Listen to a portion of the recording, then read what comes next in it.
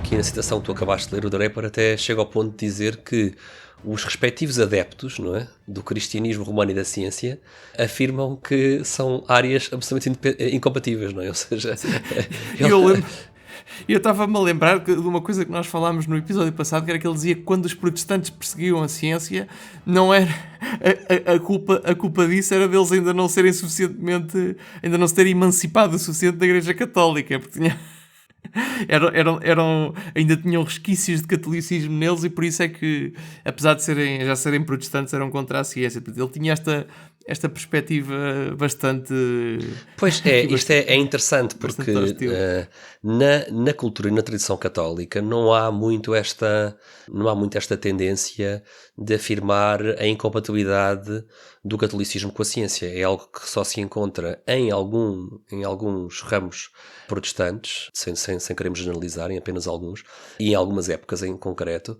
E, portanto, esta citação para um católico é mesmo esquisita, não é? A pessoa fica assim um bocado, porque ele diz mesmo que o cristianismo romano é reconhecido pelos seus adeptos como sendo incompatível com a ciência. Quer dizer, que haja cientistas que digam isso, nós estamos habituados, não é? A dizer que há incompatibilidade. Agora, cristãos romanos, não é? Católicos a defenderem esta incompatibilidade é uma coisa um bocado estranha, não é? Para os nossos ouvintes católicos. Sim, aliás, nós temos a série dos cromos medievais, é precisamente para abordar esta questão, não é? Porque é uma coisa que... o absurdo disso. Sim. Mostrar que sempre existiram pessoas que conjugaram bem estas duas coisas e que viveram bem com isso. Então, e nós na primeira parte deste nosso primeiro mito, nós fizemos, Gonçalo, um apanhado aqui do essencial destes dois pais do mito do conflito.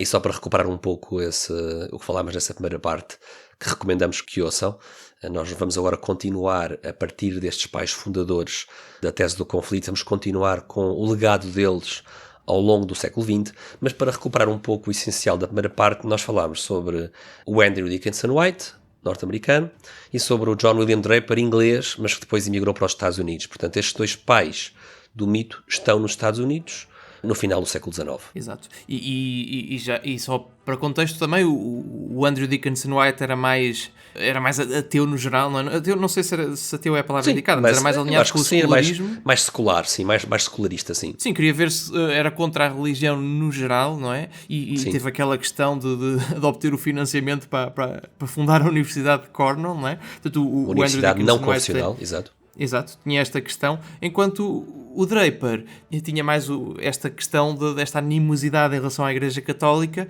e nós vimos também que muito disso tinha a ver com uma história familiar complicada, não é? Trágica, sim, complicada. Exatamente. E trágica de parte a parte, ou seja, isto era uma coisa... Sim, porque o Draper foi filho de um ministro metodista que foi o primeiro numa família católica a abandonar o catolicismo, portanto, e o filho seguiu as pegadas do pai, e aliás até acho que foi além do pai, porque o Draper não era já bem metodista, já era um defensor de uma religião já muito própria, já muito sua, não é? Que negava a Trindade, negava a virgindade de Nossa Senhora, tinha assim uma série de ideias, elogiava o Islão, não é? Falámos sobre estes aspectos das convicções do Draper na parte 1 deste mito do conflito. Sim, muitas delas coisas que já nem os próprios protestantes reconheceriam, não é? Ou seja...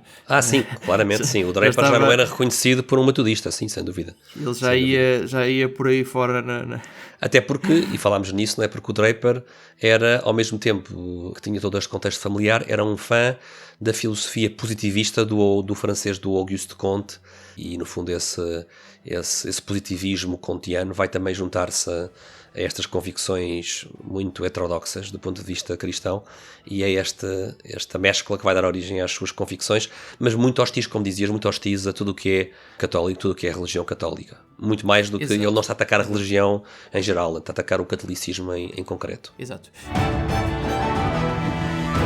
Todos esperemos que tenham gostado do excerto desta nossa conversa. Se quiserem ver o episódio completo, temos o link na descrição. E se gostam deste conteúdo, não se esqueçam de subscrever, pôr gosto e partilhar. Obrigado e até à próxima.